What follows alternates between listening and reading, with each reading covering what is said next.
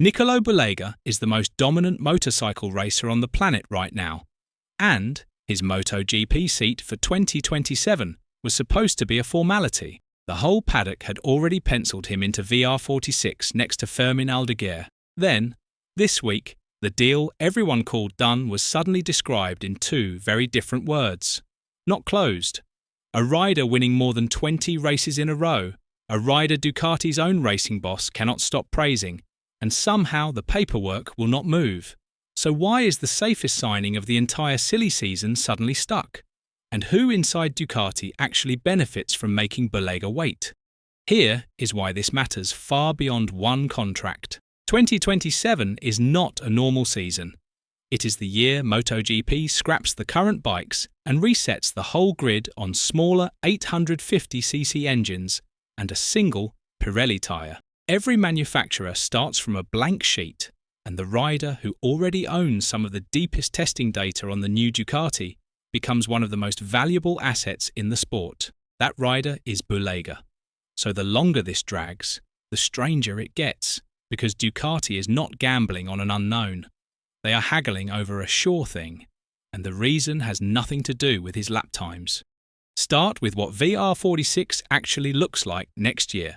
Aldeguer is locked in as one rider.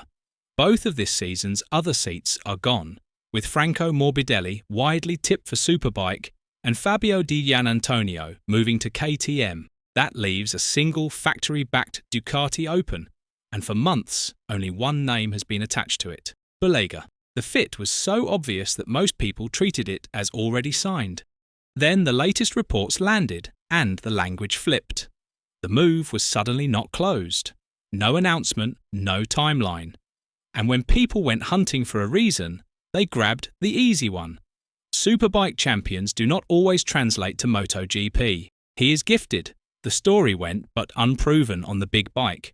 So maybe Ducati has cold feet. Maybe he was never their first choice.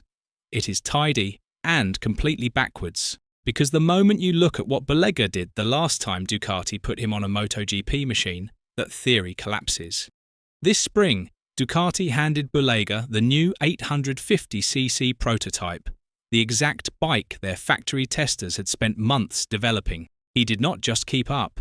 He beat all of them. At a private Misano session, he lapped between 1 and 2 seconds faster than KTM's Dani Pedrosa, Yamaha's Augusto Fernandez, and Aprilia's Lorenzo Savadori, three of the most experienced test riders alive. And on his 850cc debut at Mugello in May, he ran 20 laps and finished 0.4 of a second clear of Ducati's own test rider, Michel Pirot, with Pedrosa nearly a second further back. A Superbike rider walked into a MotoGP test and embarrassed the men whose whole job is to be fast on these bikes.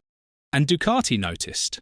After Bulega swept an entire World Superbike weekend, the man who runs the whole Ducati project, Gigi Dall'Igna, was caught on camera reacting to him live. "Nicolo is a machine," he said. "Well done, Nicolo, well done." That is not a manufacturer hedging its bets. That is the most powerful engineer in the paddock telling you, on the record, exactly how badly he wants this rider. So if the talent is proven and the boss is sold, what's actually blocking the deal? Here is the part almost nobody is saying out loud. The hold-up is not Bulega's salary. Ducati already settled that. To stop BMW poaching him out of Superbike, Ducati Corse agreed to pay him around €700,000 a year, more than double a Superbike champion's usual wage. Both Bulega and Aldeguer are set to land at VR46 as zero-cost riders, their wages paid entirely by the factory. So the money fight everyone assumed was about wages was never about wages at all. It is about the bike, who funds a full factory-spec Ducati for him, and where that machine even comes from in a year when Ducati is building fewer new prototypes than its teams want. When Bulega's manager, Alberto Martinelli, was asked why nothing was signed, he did not point at his rider. He pointed at the garage. "At Ducati, it looks like almost all the bikes are already assigned," he said. Read that again. The question is not whether Bulega is good enough for a Ducati. It is whether there is a Ducati left to give him. And that exposes the last piece, the line everyone keeps repeating, that Bulega is somehow not the first choice. Martinelli heard it too. As of today, we don't have a written offer, he said, and Bulega is not the first choice, otherwise he would already be signed. On the surface that sounds like doubt. Look closer, and it is leverage. Telling a rider he is replaceable is how you hold his price down. But the replacements are vanishing. Luca Marini, the obvious Ducati family fallback, is closing on a move to Tech 3 and KTM for 2027. The longer Ducati pretends Bulega is one option among many, the more obvious it becomes he is the only one left. Step back and the pattern is clear, and it does not flatter Ducati. This is a manufacturer that found a generational talent, proved he was quicker than their own test riders, agreed to pay his salary, let their boss call him a machine on camera, and then left the deal unsigned for months while feeding the paddock a story about cold feet. That is not how a team behaves when it is unsure. It is how a team behaves when it is certain, and is using that certainty to grind out the best terms before it commits. People thought this was a question about Bulega. It was always a question about Ducati. The stall was never the market deciding whether a superbike champion deserves a seat. It was Ducati and VR46 negotiating over who absorbs the cost of a rider both sides already want. In the exact season, his data is worth more than almost anyone's on the grid. This was never about whether Bulega can ride a MotoGP bike. It is about who signs the check for the one he rides. And that single distinction flips the whole story.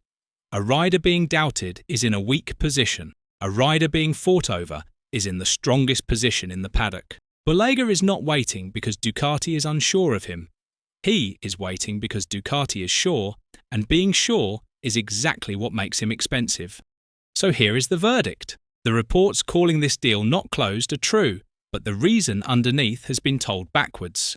Bulega is not stalled because anyone in MotoGP doubts him. He is stalled because everyone, starting with the people who already employ him, knows precisely how good he is. And in a reset season, nobody wants to be the one who overpays for certainty or hands a satellite team leverage over the factory. That is why his own bosses are the obstacle, not out of doubt, but out of arithmetic. Ducati controls the salary, the machinery and the timing. And Ducati is the side choosing not to close, because every week Bulega keeps winning is a week his value climbs and their position gets harder to hold. They are trying to buy a sure thing at a discount, and the sure thing keeps proving he is worth full price. So the next time you hear that Bulega's move stalled because Ducati is unsure about him, remember, it is the opposite. Do you think Ducati is protecting Bulega here, or just protecting their wallet? Let us know in the comments below, and once you do that, make sure to click on the video appearing on your screen right now.